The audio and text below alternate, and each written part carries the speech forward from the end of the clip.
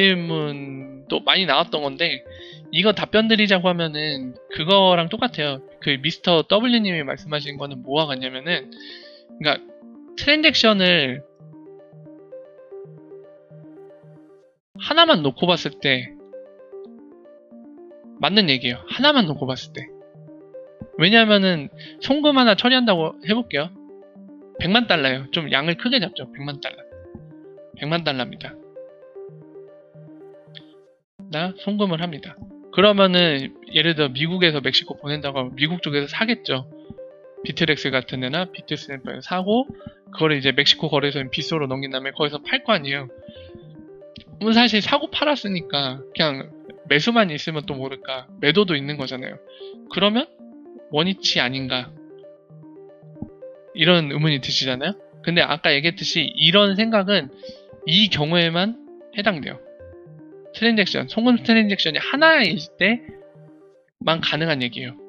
근데 실제로 송금이 계속 발생하고 만약에 그 규모가 많다고 하면은 오를 수밖에 없는 구조예요. 잘 생각해보세요. 그러니까 큰 그림과 디테일한 두 개 포인트를 잡아서 제가 설명을 드릴 텐데, 전체적으로 볼게요. 그냥 수보로 볼게요. 전체적으로. 지금 현재 XRP가 풀려있는 물량에 대해서 얘기해요. 그러니까 공급과 수요 측면, 정말 큰 그림에서 한번 얘기를 해봅시다. 보면은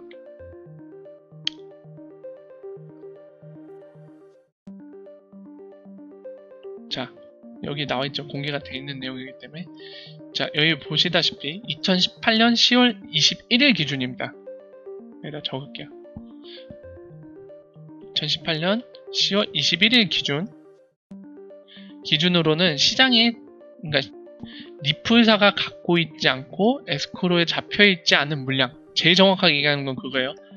그래서 리플사는 XRP 디스피리트라고 돼 있죠. 분산된 물량이라고 표현하는데 402억 개예요.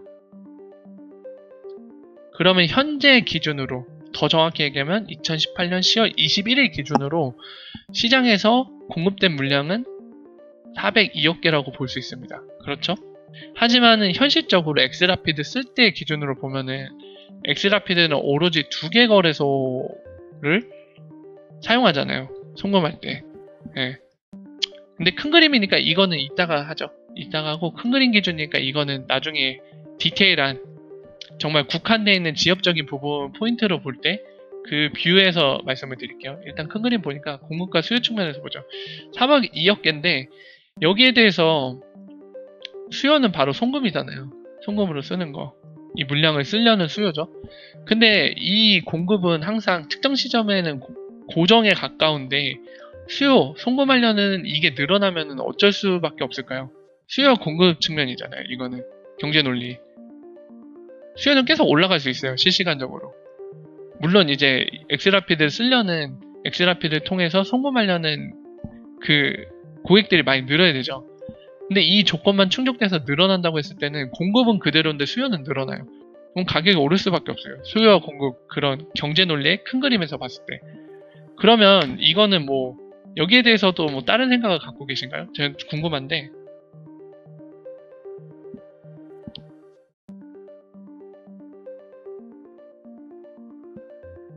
그러니까 큰 그림에서는 동의하시는 거예요?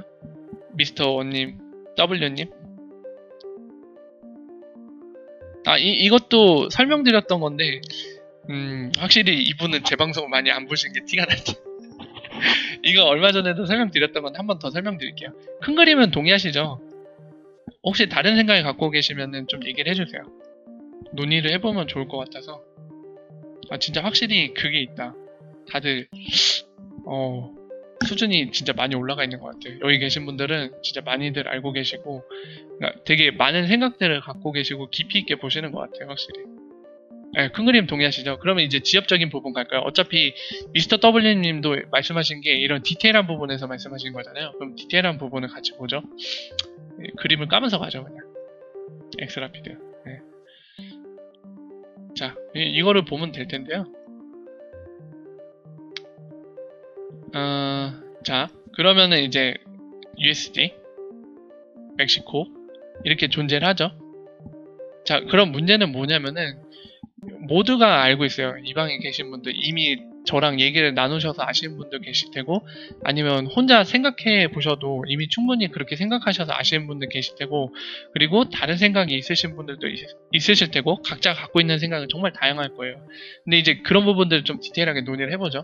자, 하지만은 이제 모든 의견이 다를지라도 공통적으로 인정하는 부분은 뭐냐면은 바로 송금이 인컴과, 그러니까 들어오는 특정 국가 기준으로 들어오는 것과 아웃이 달라요. 아웃컴이. 그렇죠. 그러니까 예를 들면은 그거죠.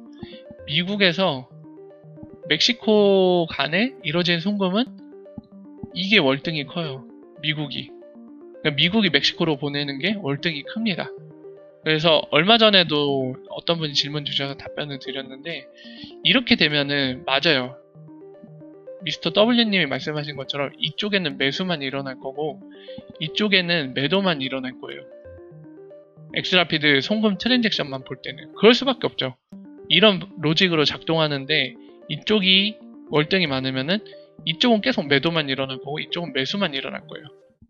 그렇죠. 이 굉장히 합리적인 의심이에요. 그럴 수 있어요, 충분히. 하지만은 저희가 고려해야 될 건 뭐냐면은 이게 일단은 첫 번째 비트렉스와, 여기는 이제 비트렉스로 예를 들게요. 비트렉스와 빗소가 있는, 여기 빗소죠. 이 둘이 가두리 양식소냐, 그거를 고민해봐야 돼요.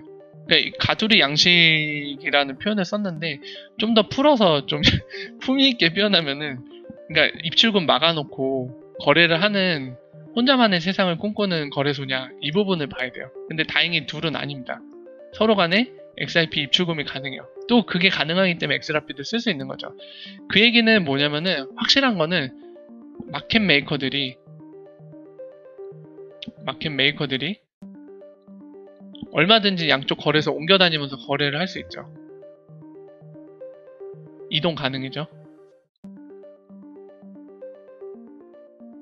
그러면 생각을 해봅시다. 여기에서 이제 가격이 높게 형성된 게 만약 여기서도 먹힌다고 하면은, 물론 이쪽으로 옮겨가서 이제 오더북에 본인들의 주문을 걸어서 이득을 보려고 하겠죠. 엑스라피드 관련된 거 처리해주기 위해서. 네. 그렇기 때문에 이게 가두리 양식 거래소가 아니기 때문에 얼마든지 높은 가격에 형성된 거를 이쪽에서 받아줄 수 있다. 이쪽으로 이동해서 이득을 보려고 한 동기만 충분히 있으면은 이쪽에서 막고 있지 않기 때문에 이동해서 여기에서도 스프레드를 형성해 줄 거예요. 마켓 메이커들이. 그러면은 이 압박, 이 매도만 생겨서 오는 압박을 얘네가 마켓 메이커들이 커버해 줄 수 있는 구조예요. 근데 관건은 뭐냐면은, 그렇다고 안심할 거는 안 돼요. 왜냐면은 이유는 그래요. 만약에 송금이 많아갖고 매도는 정말 수치화 시켰을 때 100이라고 하는데 얘네들이 이거를 이동해갖고 여기에서 커버해주는 게 80밖에 안 된다. 그러면 이게 월등히 맞는 거잖아요. 그럼 가격 하락의 압박이 있을 수밖에 없어요. 매도가 월등히 더 많아버리니까. 얘네가 매수 주문으로, 그러니까 비드라고 하죠. 이걸로 오더북 채워주는 것보다 이게 더 많아버리면은 여전히 미스터 W님이 얘기하신 대로 가격 하락의 압박이 있을 수밖에 없습니다. 그러니까 관건은 마켓 메이커가 얼마나 참여해주냐가 가장 중요한 것 같아요. 네. 근데 이제 리프사는 여기에 대한 입장이 뭐냐면, 이런 마켓 메이커의 참여, 그리고 이 오더북이라던가 여기 안에서 트레이드가 계속 발생하는 볼륨량, 이런 거 그냥 합쳐갖고 그냥 리퀴디티라고 많이 표현하거든요, 리프사는. 이거는 현재는 거진 없잖아요. 빗소 아까 같이 보셨지만은. 근데 여기에 대해 리프사와 그리고 데이비드 슈왈츠, 우리가 흔히 스낵맨이라 부르는 그 CTO 양반 얘기를 빌려서 말씀드리면 이런 입장을 취하고 있어요. 이 문제에 대해서 뭐라고 얘기하냐면 항상 달걀이 먼저냐 닭이 먼저냐의 문제다. 그러니까 어느 게 선이고 훈지, 선후 관계가 명확하지 않다는 거를 표현할 때 이런 얘기를 많이 빌려서 하죠. 이런 비유를. 이 문제에 가까운데 엑스라피드가 이게 라이브 돼서 사용량이 늘어날수록 이런 문제들이 자연스럽게 해결될 거라고 얘기하고 있어요. 그렇게 생각하고 있다. 그러니까 이게 해결돼야지 엑스라피드가 쓰일 수 있는 게 아니라, 이게 엑스라피드가 사용량이 조금씩 늘수록 이 문제도 자연스럽게 해결될 거다라고 예상하고 있습니다. 그래서 이 부분은 사실 이제 보셨지만 팩트는 사실 마켓 메이커들이 얼마나 참여해주냐에 따라 이제 결판이 날 상황인데요. 지켜봐야 될 것 같아요. 리플사가 이런 예상을 했다고 해서 100% 정답일 거다. 이건 진리다. 라고는 할 수 없어요. 얘네들도 신이 아니기 때문에 어떻게 될지 몰라요. 하지만 이런 예측들을 하고 있고 지금 이 상황을 눈앞에 두고 있죠. 저희는 이제 메이저 은행 진입하면 사용량이 늘 거기 때문에 실제로 리플사의 얘기대로 진행이 될지 아니면은 이제 우려하는 쪽 이게 가격 하락 압박을 느끼면서 이게 이쪽과 이쪽에 갭이 생기는지 이거는 지켜봐야지 알 것 같아요. 그리고 또 저희는 지켜봐야 되고요. 저희한테 상당히 중요한 문제입니다. 이 문제는. 네.